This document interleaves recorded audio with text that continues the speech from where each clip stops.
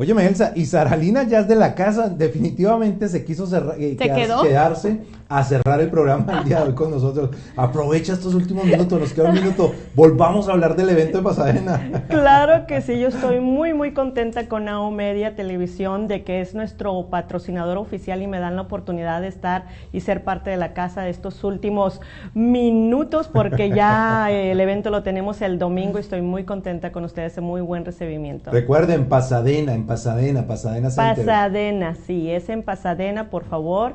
Tienen que entrar a la página web congresolatinoUS.com y compren sus boletos. Es por una buena causa. Estas personas, tenemos participantes en espera por terapias. Así que por favor, gracias a todos los expositores que tenemos ahí. Wow.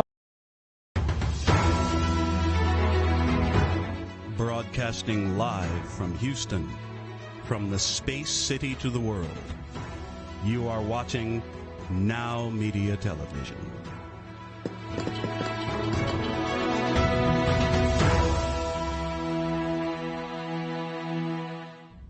Welcome to Power CEOs, the truth behind the business. I'm Jen Gaudet, your fearless host, entrepreneur, investor, and business strategist. I'm here because I believe that iron sharpens iron. And when we as executives and entrepreneurs share what's working in business and maybe even some of what's not, we're able to learn and grow together.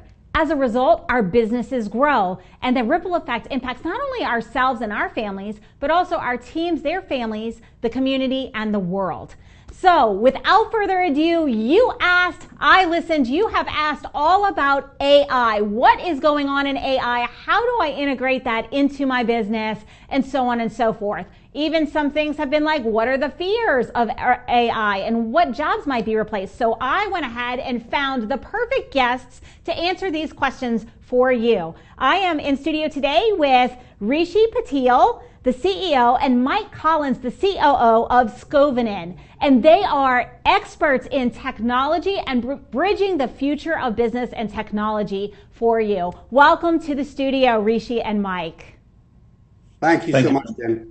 So Scovinen, what came out? How did that name come into being? I'm really curious. I saw that and I was like, oh my goodness, I just hope I can pronounce this properly. What is the meaning behind the name of your company? Sure. Maybe I can start. So Scovinen is actually a portmanteau of two Scandinavian words that mean random forest. Now, random forest is one of the most important machine learning algorithms that powers a lot of the AI models. And the significance of why we chose that name is because in a random forest, there's a lot of decision trees that actually combine to give a result that's much better than the individual trees. Similarly, what we do is we bring together expertise from different backgrounds, management consulting, artificial intelligence, data science, and the expertise of all of these different individuals contributes to a result that's much better than anything that's, has a very monolithic viewpoint. So that's kind of how we came up with the name. I absolutely love that. And a lot of times on the show, we talk about how when we build teams, we want the team to be better than the sum of all its individual parts. And you've just captured that completely with the name of your business. I think that's absolutely fascinating. Also fascinating to me is both of you have been in business for a long time. This isn't your first rodeo. You've been consultants in the industry for many, many years. You've had multiple businesses. Tell me, what was it that drove you to start this business and to really take in the machine learning and the AI aspect and apply that to the operations? Because it's definitely what the rage is. Everybody wants to know how to implement these things. So how did you come up with the concept and how have you been able to kind of bridge that gap between the AI, machine learning, and the operational side of things? Great. I'll start on that one. So both Rishi and I have long tenure, as you said, Jen, quite rightly, in the consulting industry. I am now, I think, I can't believe it, sometimes 35 years plus in it with a number of consulting firms, and Rishi also probably 20 plus years invested. I started in the operational background, really delivering projects and programs, both from the customer service side, a lot of call centers where technology is obviously prevalent, mining, both underground and surface mining. So, and clearly, the manufacturing sector. So that spanned a great deal of my time, both from operations and then about 16, 17 years ago, I moved into the analysis phase where I was really doing the due diligence with clients, looking at what the gaps were, the root causes of some of the constraints, the roadblocks, and seeing how we could, alleviate those. And it really kind of boils down to man, method, machine, material, measurement, really looking at those root causes. During that progression, myself and Rishi had worked together on a couple of occasions, and really thought, to quote Kevin O'Leary from, I think it's the TV show, there has to be a better way, because there were a lot of clients that weren't really leveraging the right decision-making framework based upon timely, fact-based information. And so how could you do that? Consultants have a great value proposition. They're moving the human element of it, the process element, but how can you really give that full complement of information? So a few years ago, Rishi and I founded and started the company. COVID kind of took us a little bit of a hit, so it was a kind of a ramp up opportunity for us. And then coming out of COVID has really been gangbusters for us. And the complement between Rishi and I is he has a very significant technical background, also with our third partner, which we'd love to kind of bring you up to speed with who that is, from the technical aspect of AI. And I'm more from the operational consulting side, because we felt that the niche was really how could we best serve and help clients across all demographics, all wide bases of operations. And with that complement of people, process, systems, and looking at how we can change the human behavior, because data without action and without resolution is nothing. It's data, right? But again, action and movement means nothing unless you're doing it with the right fact-based information. So it's a perfect blend for us, and Scovinen is that answer. And based on initial client feedback and some of the progression we're having right now, we're delighted at the response from industry, because they've seen it and they've needed and wanted it. Rishi, anything to add?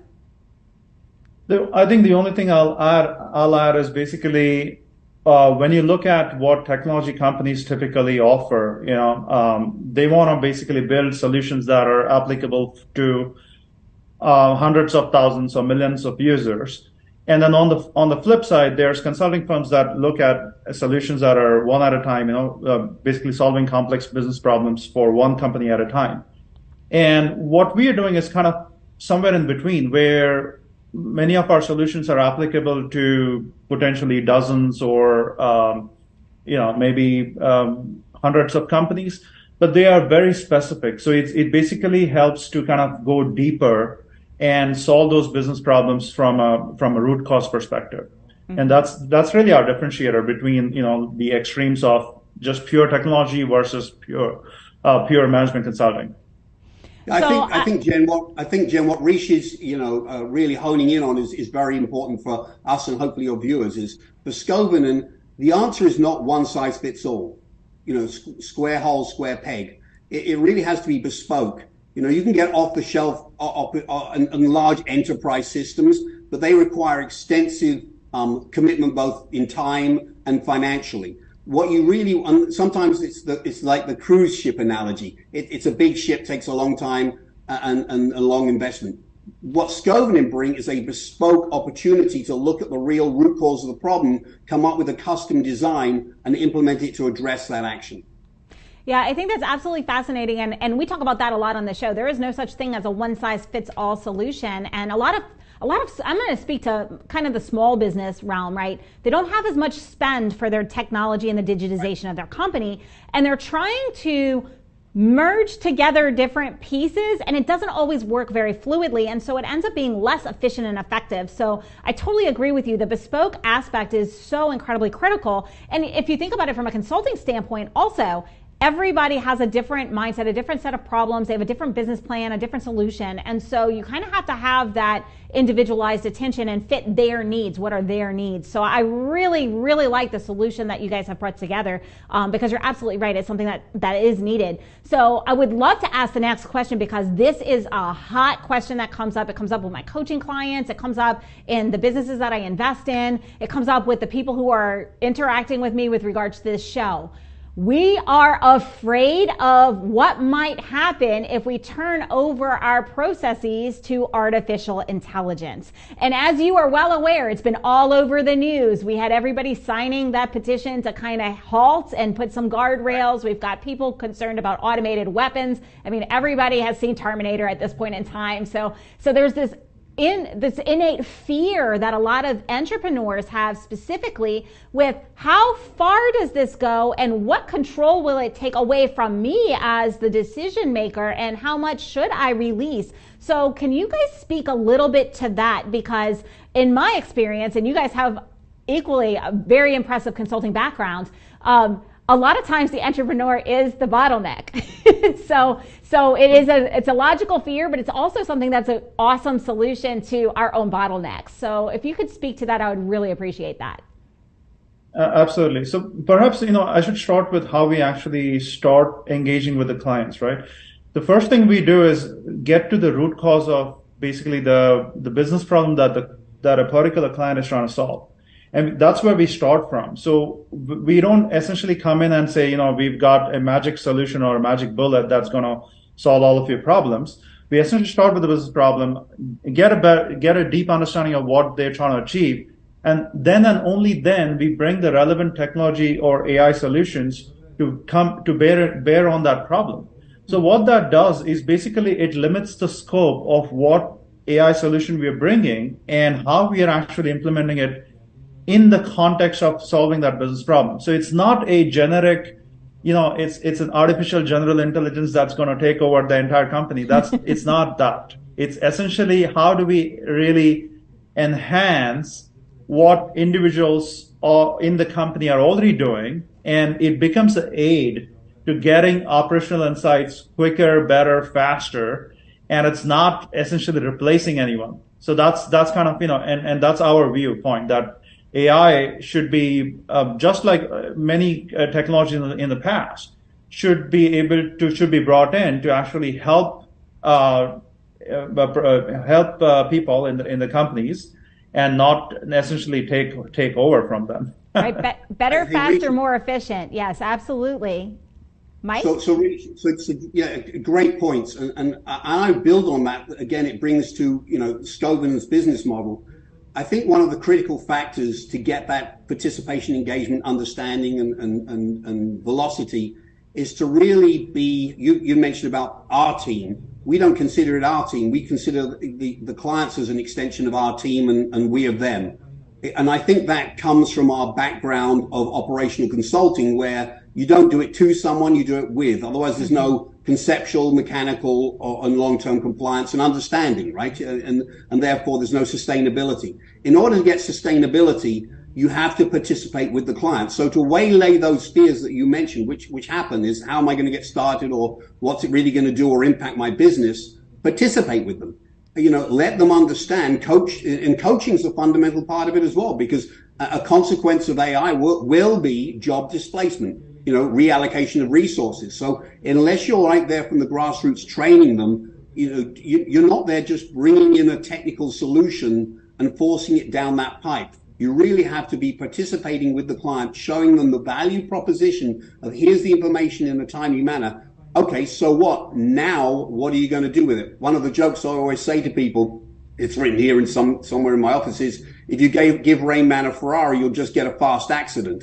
So we're not there just to give them the information. We're there to coach them on how to drive that car around the racetrack.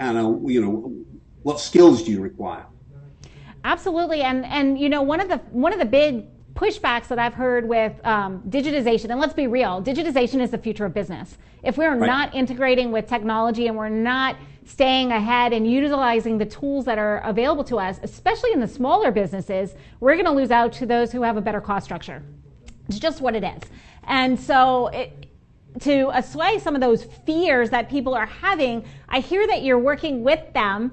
And how much of the conversation becomes upskilling and how to upskill and how to get the buy-in from the team? Because I think that inherently is most of the entrepreneurs and the leaders, the executives, the biggest fear is a lack of buy-in. And then the other one is, how easily is this going to integrate? Because we've all had software integration nightmare stories. I come from sports medicine and medical. When EMR started, that was a disaster. It's still a disaster. They can't figure it out. So what does that look like? Walk me through that process with the teams a little bit so that we can kind of hear, because everyone who's watching, this is the hottest topic right now. How do we get the team buy-in to accept this, and how scary is the integration process? What's the length of time? What does that look like so we can prepare for this? You want to start, Mike? Yeah, sure. So on the buy-in, again, it's participation and communication, right? I mean, one of the critical things when you're bringing an AI or ML solution to bear with a client is part of it's the messaging, right? They say it's the messaging, not the messenger. So, part of it is, what you're doing now is not wrong. It's not bad. It's just inherent to be the practices you're used to now. And it's really just education and adopting. People want to work smart. They don't want to work hard, right? Mm-hmm. And it's the understanding and coaching of the person to say, okay, there is a better way. And this is going to alleviate some of the bottlenecks that have been constraints for you in terms, especially in time. You can't buy time. So how can I recapture that time and better utilize it on behalf of the company and yourself as an individual contributor to generate benefit to both yourself and the company? So it's really about that, making sure the messaging is correct, as opposed to just coming in and saying, guess what, guys, we're putting in an AI or ML solution. And, I'd like to maybe add on the second part, which is what about the integrations, right? And what about disruptions? So what we usually build is custom solutions that are deployed in the cloud. So either AWS or Google Cloud or Microsoft Azure. And in building and deploying the solutions, we really have the ability to integrate with various existing disparate data sources as long as they have an API.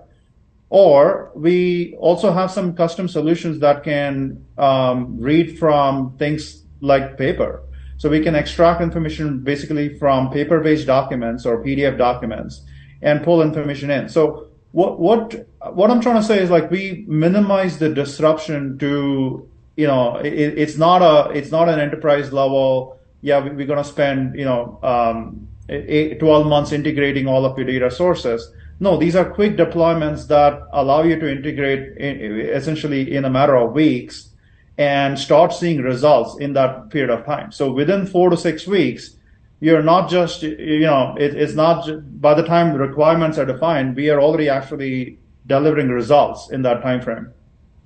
I think that is very, very fascinating, because that is a tremendous fear. What is the downtime going to be? How long until I see some sort of a result? And I think the biggest result that people are looking for is efficiency. They're looking for improved productivity and efficiency. And I want to ask you about learning, because this is something that is very key, especially when you think about companies that are onboarding, training.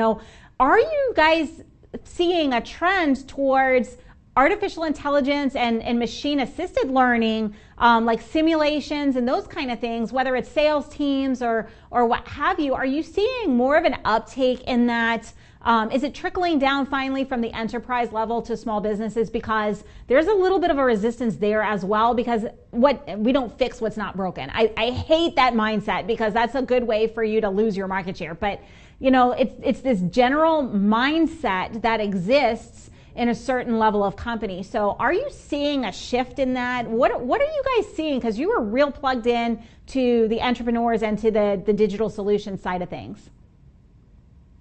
Yeah, I think we can all do a bit better. I mean, I'll be perfectly frank with you, Jen. I mean, I think the adoption needs to have a little bit more of a wake-up call, and I think it needs to be a little bit quicker. We are, when we go in to do our projects, a little bit challenged. Ironically, I'll tell you this. I think sometimes we get more resistance from the C-suite level than we do the frontline workers. The frontline workers recognize it. They go home, they see the news, they're starting to use tools such as ChatGPT, and they know, and they're adapting and understanding. They get it. They get where the world's going to. So sometimes the businesses themselves are actually, from the leadership side, are harder to push than the actual employee. Rishi? Yeah, absolutely. I agree with what Mike just said. And essentially, as long as we start with a fundamental understanding of, here's the business problem that the frontline people are actually facing, and the solutions that we are bringing are actually going to enhance or make it easier for them, that's how we really get buy-in, because it's not, here's something that is going to change your way of working and it's going to be disruptive. Instead, we essentially say, okay, here's a solution. Here's a problem that you always experience, and here's how you can solve it. And when you do that, when you're saying, okay, we're not asking you to enter, things manually into a database. We are actually pulling information either from a PLC or from a paper or from PDF, and it's not actually causing extra work to the individual. It's actually making things easier for them. That's how we really get the buy-in. Awesome. So that leads me to my next question, because I'm sure you have seen all over the place. It's in the news. Like, what is the accuracy of the research that is happening with AI as our frontline workers are playing with, all the different tools that they have available right now? There's been a lot of talk about the accuracy or the inaccuracy actually of some of the data that's pulled. Like, how is that solved on your end? Like, what does that look like? Because that is one of the objections that people are having right now. Well, how can I trust that it's the right data? How can I trust that it's going to be accurate and that it's going to do what it says it's going to do? So what does that kind of look like on your end, and how can we integrate that into what we're doing? So I think I'll address it in 2 points. So one is, when we talk about accuracy of data, or we want to validate where that data is coming from, if it's coming from essentially external sources, that's where the real challenge lies. Now, in the context of what we normally do and where we really operate is mostly in the internal space of a company. So there, the data sources are all fairly well understood or well defined once you get to really know them. And what that means is, at least for us, we don't have as much of a challenge of essentially, having those external data sources. Now, obviously, even from an internal data source perspective, we make sure that everything's tested and validated and checked, multiple times before it's actually deployed. Right. And in the company, in the corporate space where we operate, that we have the kind of the luxury of being able to do that. We have the luxury of being able to test and validate our solutions before they get formally deployed. But yeah, to your point, when it comes to, in general, should artificial intelligence require checks and balances and testing and validation? Absolutely, absolutely. When you're ingesting data from outside, there's the inherent risk of, not being able to essentially have a good understanding of where it's coming from, or the accuracy of it, or how real it is. And that is absolutely something that we incorporate if we're pulling information from outside. Absolutely. Garbage in, garbage out, right? We talk about that with our food. A lot of times we talk about, if you eat poor choices, then you are brain foggy, you don't make good decisions. It's the same thing. If they're going to, Uncle Google or where have you, and the data is incorrect, well, it's going to be incorrect, right? Right, absolutely. Mike, do you have anything Facebook is not fact? Okay. Do you remember? Well, I'm old enough to remember when the internet first came into play. I was actually in medical school when it became commercially available. And remember dial-up? You'd get to 80% and then your page would go away.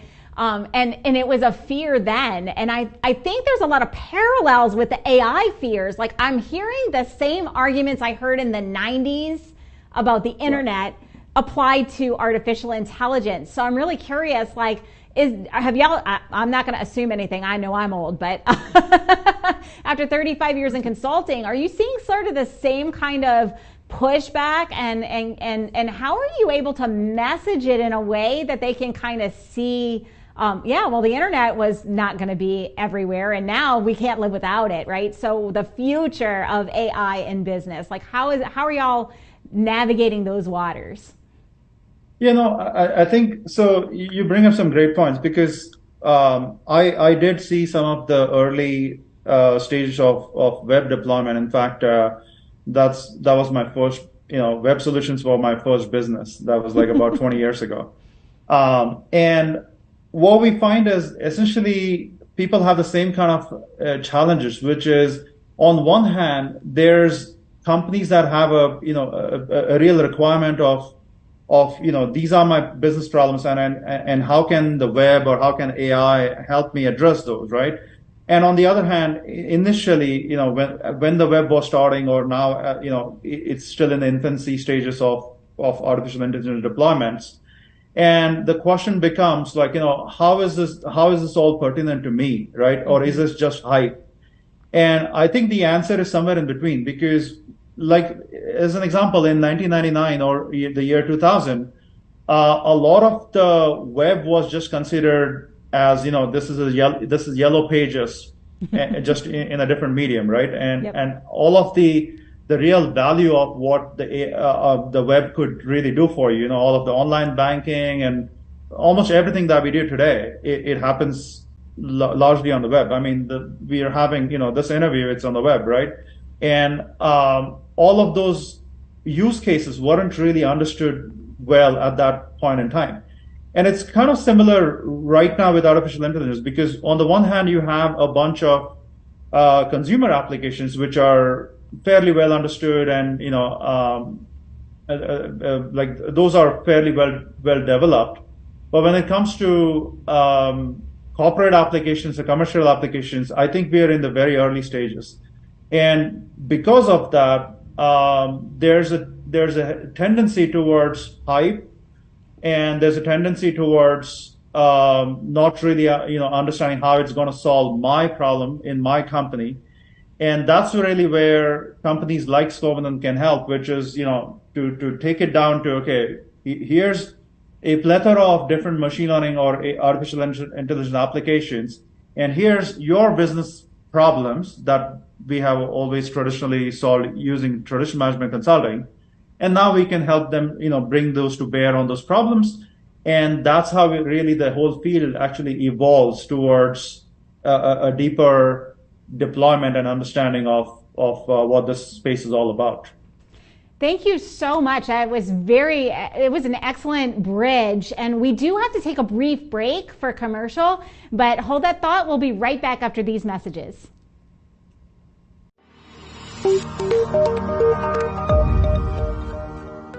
Are you a business owner feeling overwhelmed or burnt out with no energy left for what's most important to you?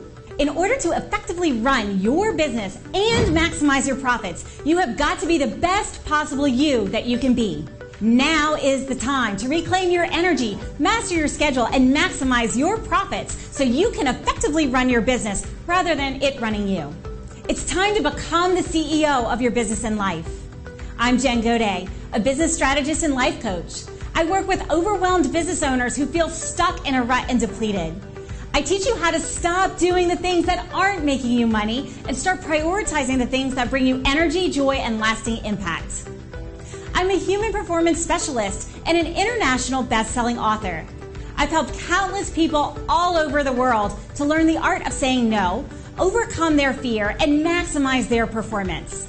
Let's get you to live your best possible reality. Start today and become the CEO of your business and your life.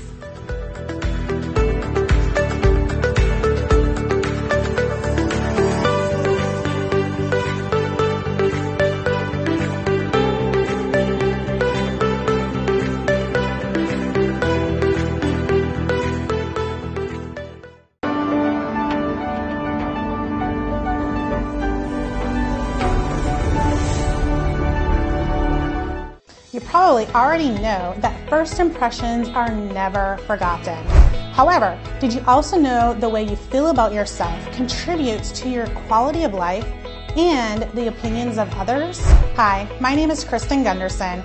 My mission is to help people by flipping the switch inside their body, which in turn will help them to feel better and do more. In fact, once you feel your best, you will be able to pour into others, keep your cup full, and reach every goal you have set up for yourself, whether it's personal, family, or business related. The way you feel will dictate the way you think and the way you live your life. feeling your best is necessary to achieve your goals. You deserve to put yourself first. Let me help you flip the switch so you can feel better and do more. Let's talk. I know I can help.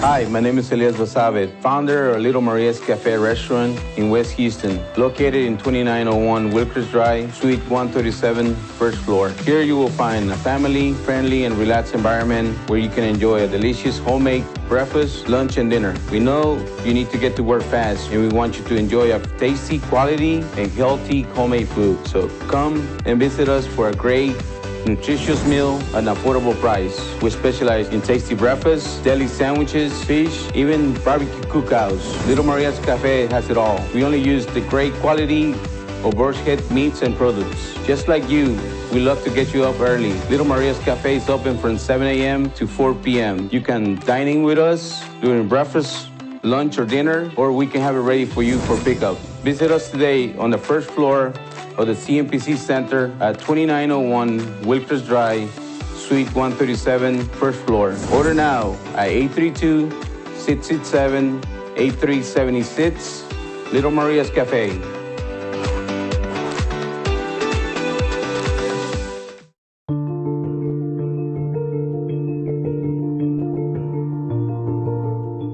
I was recently asked what it means to be a family lawyer. What is family law? Family law is not just about divorce or custody or child support. Family law is about your life. As a family lawyer, I protect your children, your wealth, your future. I don't do this alone. As your attorney, we work as a team to determine your goals and priorities and provide a strategy in an often complex, painful, and confusing time. Whether it's asset protection through pre- or post-marital agreements or fighting to protect your children, I'm here to help. My team and I bring decades of combined experience to support you and your family in all aspects of family and wealth planning, from estate and legacy planning to divorce and child custody issues to representation in complex litigation cases. Take a decisive step. We're here when you're ready. Remember, it's about your life.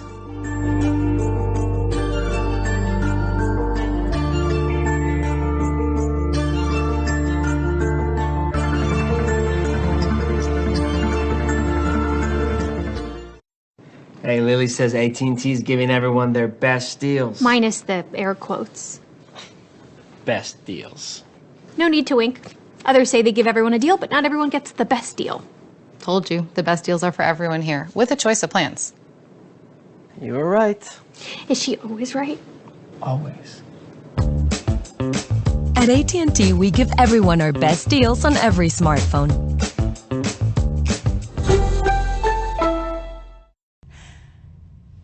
Welcome back to Power CEOs, the truth behind the business. I'm Jen Gaudet, your fearless host, entrepreneur, investor, and business strategist. We have been talking all things AI, machine learning, digitization of business, and what is happening. What is the future of business as it comes to those kind of technical solutions in our operations. If you are just now tuning in, you need to go catch the first segment because we've had a lot of gems dropped by our guests today. You can do that by going to NowMedia.tv, going to Power CEOs, clicking on shows, and catch that.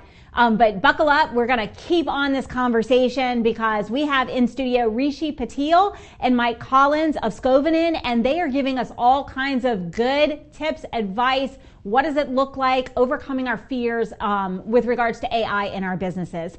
So I'm going to dive right back into the conversation we were having before the break, and that was we're kind of at the early adoption phase of artificial intelligence in business. And so I'm going to pose the question, Mike and Rishi, to you guys. How long do you think, like I'm asking for your crystal ball here, I know this is just an opinion, until we're at that 50%, we're hitting the mainstream adoption of AI and these kind of tools in business? What do you guys think? I think this is happening at a rapid pace, and it's going to happen in the next 3 to 5 years. Now, how much of that adoption is going to be evenly spread? I don't know. I can't I can't say, but I believe that even small to mid-sized companies are going to start to catch up with the larger companies in the next few years. And it's because of what I see as in terms of AI development as a lot of entry-level tools that allow them to kind of start that journey. And that's really what it boils down to. If you can get started on that journey, and then, iterate on what's the next improvement, I think that's the way to go. If a lot of, unlike large companies where you can afford to invest, millions of dollars in, 12 months in an engagement, for a small to mid-sized company, that's often not the reality. They don't have the privilege of doing that. So in their case, when you can start small, maybe start on some pilots or maybe start on some specific burning platforms, burning areas in your business that you really want to address. And then if you can get started with that, that's how you really play catch up, or sometimes actually leapfrog over the larger competitors. So I would actually challenge my own partner and say, Jen, it's going to happen a lot quicker than that. This is a sprint, not a marathon. He who leads the market will win the market. And because of affordability, because of access to, I think that a lot of these smaller companies are literally going to leapfrog. I think that it's a fantastic time to be alive and to be using and being embracing AI, but I think it's going to happen a lot quicker than 3 to 5 years. I think on a daily basis, we're seeing change happen. So, and I think that because of some of the early tools that are coming out, which provide sentiment of the customer, market understanding, I think because those are easily and readily available, a lot of smart people that don't have the big expensive cars and the big employee base are going to be taking a real note of it, looking at it, leading that market and jumping very quickly into this. And I think that we've all got to buckle up. I think the expression you used was perfect. Buckle up, because this is a sprint, not a marathon.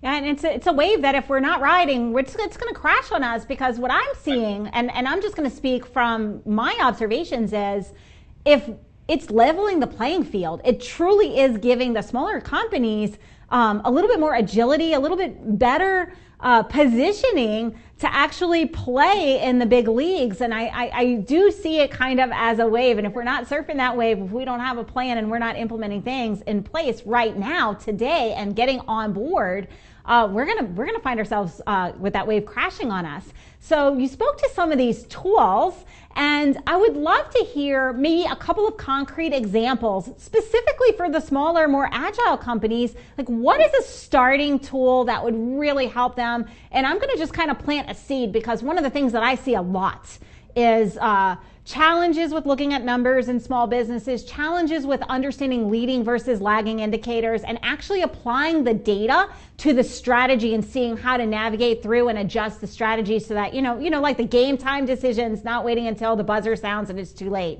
So talk to me a little bit about how what you guys are doing and some of these tools are helping entrepreneurs and executives to make those decisions, the right decision, faster. Well, I'll start, Rishi, on the mechanic side of it, and then if you can come to the technical side of it, because with 30 plus years in the operational consulting space, I've seen a lot of companies, consulting companies, but they're all using or pulling from the same, fishing tackle box. Mm-hmm. They really are, and a lot of them are very mechanical type tools. So I think that when I look at what value we bring in terms of the tool sets, there's a couple of things that immediately our clients are seeing value with. One of them we kind of touched on was Alstra, and I'll have Rishi go into the technical side of what Alstra does for a client. But when you see these clients and they, in essence, want to start that journey, they're eager, ready, willing, and able to start that journey, but they have maybe some manual data. They've been writing things down manually or use tickets and so forth in hard copy. They're thinking, oh my gosh, now I've got to get an army of people to start tippy typing into Excel. So Alstra is the perfect solution for that. The other one is our dashboard. A lot of companies, especially consulting companies, try to bring together and consolidate that information in a form of a dashboard, but it still, to an essence, is lagging. So what we are very, very focused on is making sure that there's a predictive element into it. It's forward-looking. It's everyone's smart when you're looking over your shoulder or in the rearview mirror. You have to be looking through the windscreen. So one of our tools, especially Chronica, really gives people that dynamic understanding of, not let's all just celebrate or focus on what happened yesterday, but what do we think is going to happen tomorrow or the next couple of weeks? So these are great tools. Rishi, do you want to kind of talk a little bit more about those in specifics? Yeah, absolutely. Thank you, Mike. Mike just mentioned one of our tool sets called Alstra, and I'll just give you an example of where and how we actually were able to help one of our clients in North Carolina. There's a logistics company in North Carolina that moves containers and bulk goods. And when we first started working with them a few years ago, they had a bunch of truck shipments that they handled per week. I think it was an order of 800 shipments a week. And all of that paperwork, even though it was system generated, it was all manual. And then the drivers used to have to essentially keep those pieces of paper and then send it back, mail it back or scan it and email it back. And that whole process used to take about 3 weeks. So it was 3 weeks before this company, our client, could actually invoice their clients. And what we did with Alstra is we provided them with the ability to very quickly ingest a bunch of different forms, and that could be scale tickets, gate tickets, rate confirmations, bills of lading, you name it. There were about 10 different kinds of data that essentially were on printed forms or PDFs that we were able to ingest. And now that after we ingested them, that basically is converted into data intelligence. So it's stored in a database that can then be analyzed and charted and graphed and reported. So what that meant for this client is not only were they able to essentially send the invoices the next day as opposed to 3 weeks out from now, but more importantly, because all of this data that previously just existed on a PDF or file cabinet or a SharePoint, now they can actually look at that data and answer intelligent questions about that data, about their operation. So, what's your average cost per mile? What's your average time for a delivery? What is your best origin and destination pairs? And what's the best time to schedule those?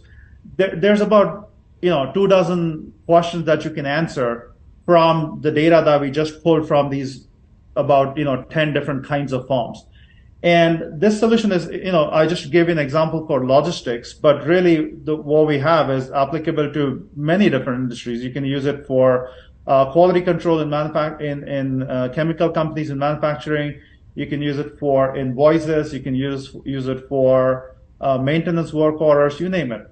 And what that really does is without putting the burden on the frontline employees of actually creating more work for them, it just basically makes their life easier, because now they don't have to, all of this information that either they had to previously enter manually or, it was just stored somewhere without them having access to it. It's all ingested in a much quicker, faster, better manner. And now we can start doing predictive things on that data. And that's just one example of some of our tool sets. Well, and let's be frank, it also eliminates some of the user error from manual keying in, because there's a lot of that, and especially when you're talking about numbers. So now I want to ask another question, because leading indicators, and Mike, you touched on this, leading indicators are so vitally important to a business. What good is it if we're always looking at our financials and the game is over if we can't make the game time decision? And so with all of the data that you're using, how are we able to now look at our pipeline? Like, is there a tool that you have that shows us the pipeline, the days between, for example, proposal to money in to what is our lag time to get the projects done? and our burn rate. Like, are those kind of things that your tools can just very rapidly pull together so that, you know, our executives can make our game time decision and say, okay, we need to adjust marketing. Our pipeline's too full. We have to allocate resources over here. This is what's happening. Is that one of the things that your tools actually do for your companies? Mike, you want to start? Oh, I'd set you up, my friend, when I talked about product. Okay. I thought you were going to segue straight into it. I'll say yes. I'll segue to Rishi on the technical side of it, but I'll also say, you know, one of the other leading indicators that we're very proud of with one of our tools called Forschbar is for predictive maintenance. I mean, a lot of companies struggle with maintenance and they're looking at old legacy work orders, and then, you know, they look at break, fix, and corrective maintenance. But if you can get ahead of that curve and really understand through sensors, through vibration, through trend analysis, you know, what is my predictability for this? It really helps them on a cost control and a productivity control. So we've got a couple of tools. Again, Rishi can talk to the specifics, but Chronica and Forschbar, which are really, Jen, to your point, on the leading edge versus on the reaction side. Mm-hmm. Yeah. So, you know, to add to what Mike said, essentially,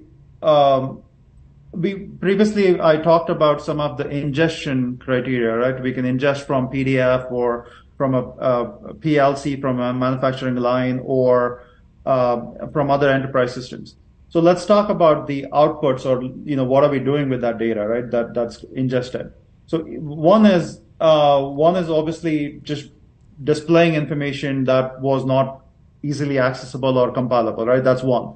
But the second part of it, and the most important part of it, is now we can actually start to do predictive views on that data. So as an example, if you're looking at, for example, sales data, we can start to do intelligent demand forecasting that can look out for, you know, 30 days to 60 days out on an SKU level and get to accuracies on the order of 85 to 90% accuracy on a SKU level.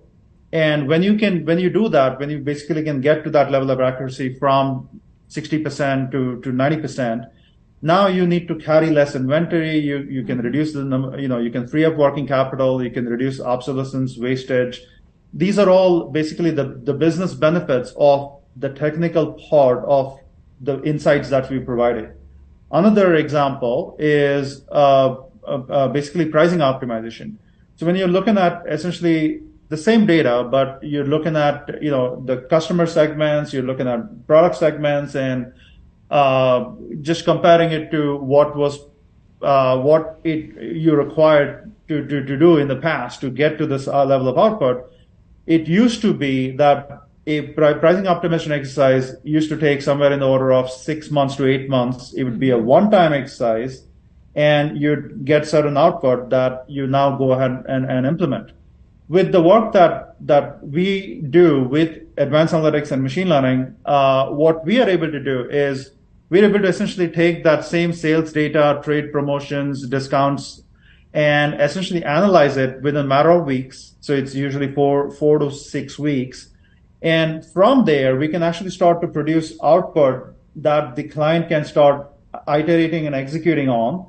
And we can essentially look at micro segments. So, you know, it's not just low, medium, high in terms of clients. We can look at, you know, we can distribute the clients into 100 segments or more, right? And you can look at each of these micro segments, do a bunch of simulations to really understand what is the impact of changing your pricing by, you know, giving a discount of 10% or 5% or 2%, or increasing prices by 5%, 10%, etc.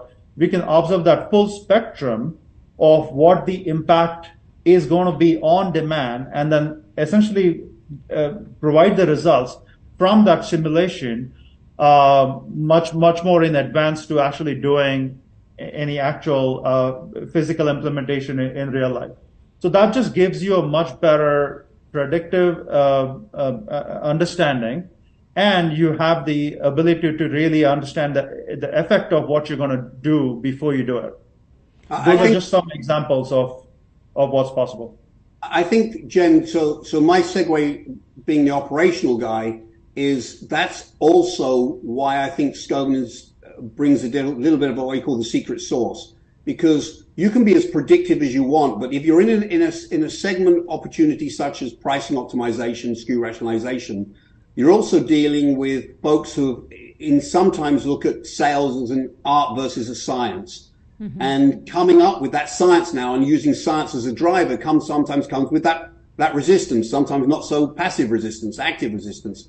So what Scobin can offer for you is not only that predictive outlook as to what SKUs you should have, what inventory you should carry, what the right discounting rate should be, but it works with those frontline salespeople now to understand the value proposition of this, to help train them on the understanding and the discipline and the execution of it, not simply just giving them new information that they might ignore. It's actually now giving them information and working with them to execute upon it. Yeah, fantastic. And you know, like what really comes to my mind next, and we'll have to concise this one because we are running kind of towards the end of this segment, but the concerns that I can hear are data security, cyber security. Do I have enough cloud space? What is the infrastructure that I need to run this? Like when companies, specifically smaller companies with smaller budgets, are starting to implement these, what are the kind of factors that they have to think about up front, maybe before they implement, and then as they are growing, so they can kind of understand, how do I plan this into my investment strategy to invest ahead of the curve, if you will? So, you know, I think maybe I'll start with the first point being that compared to even 5 or 7 years ago, the ease at which you can deploy entire applications to the cloud and spin up things in the cloud is just phenomenal. So what that means is you don't require a heavy investment in terms of either time, effort, or money in a very relatively short period of time at a relatively affordable cost. You can actually have your entire application, end-to-end application, deployed in any of these clouds. You know, the top ones being Microsoft Azure or Google Cloud or Amazon AWS. You can actually have those deployed to the cloud in a short period of time. And as far as the second point is concerned, which is concerning data security, typically the way we or any competent company that is doing these deployments, the way it's often deployed is that the cloud becomes a part of your infrastructure. So there's a secure connection between the cloud environment and your environment, and essentially it's the data is not really leaving your premises because it's really part of, you know, one virtual private cloud that's all part of your network. So from a data security perspective, as long as all of those things are configured correctly, I don't think there's any much to worry about as far as as far as that is concerned. It's you're not really putting your data, if it's configured correctly, I should mention that. If it's configured correctly, you're not really putting it outside of your environment, because the Google Cloud or AWS environment becomes part of your environment in a VPC, in a virtual private cloud. Yeah, exactly. Fantastic. So Rishi, if people are interested in reaching out to you, learning more of the technical side, getting more information on this, how can they reach out to you to learn more about the machine learning, the AI, in implementing these solutions into their businesses? How can they reach you? Absolutely. The easiest way is to go to our website. It's www.scobinan.com. And on the contact us page, you can just send us a note, and one of our team members should get back to you in 24 hours.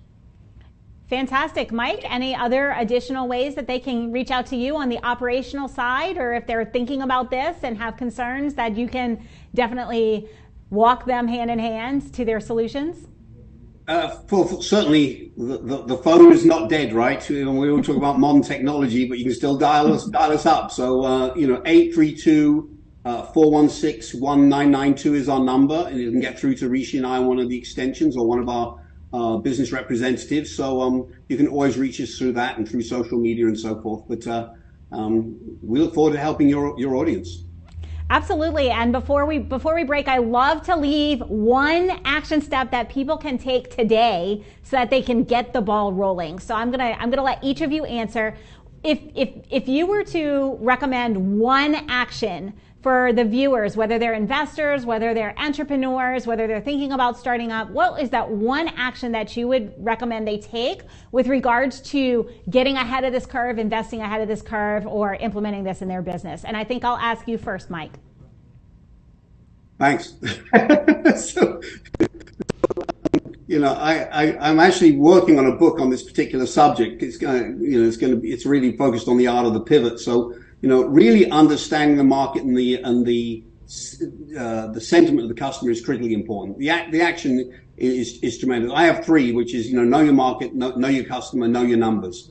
It's three actions, but those are really the levers and the drivers. Don't let something become a quest. Actually understand through data, through information, what the market's going to be doing, not currently now, but what it's going to be doing, knowing how the customer is going to react to it, and knowing what fiduciary output it's going to have for you.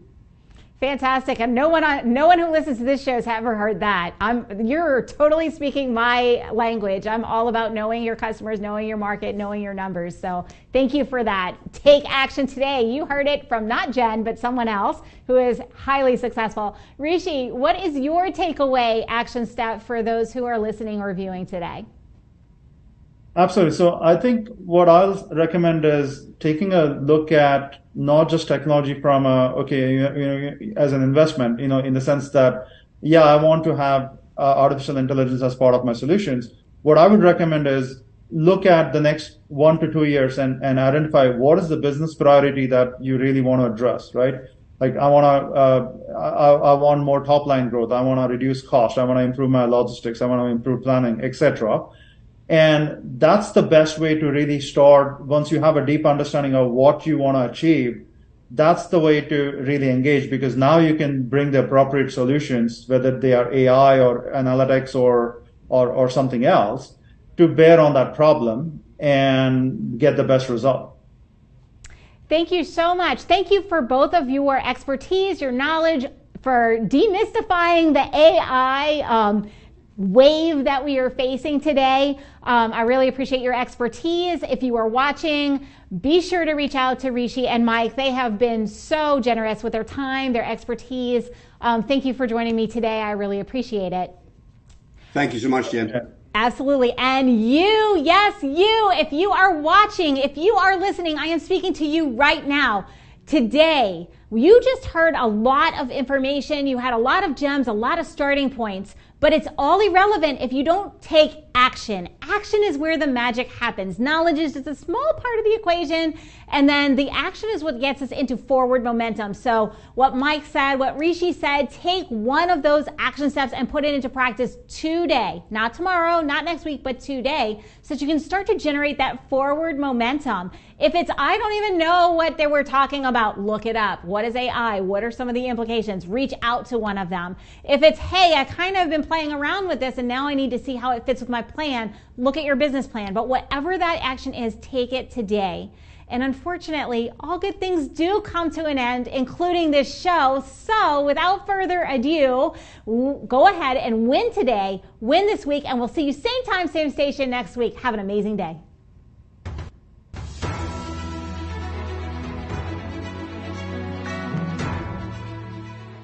This has been a NowMedia Television feature presentation. All rights reserved.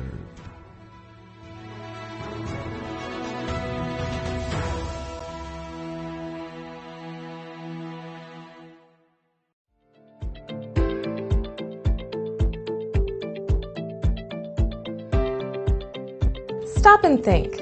How often do you take the time to set goals? And when you set those goals, how often do you hit them? The problem is the word goal setting.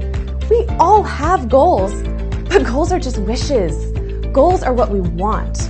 What we really need is called result setting. My name is Katrin Becker, and what I do is create tailor-made result plans that ensure people will hit their targets. If you are committed for real results, let's chat and see which program is right for you and your team. Goals are just what we want, but together, results are what we will achieve.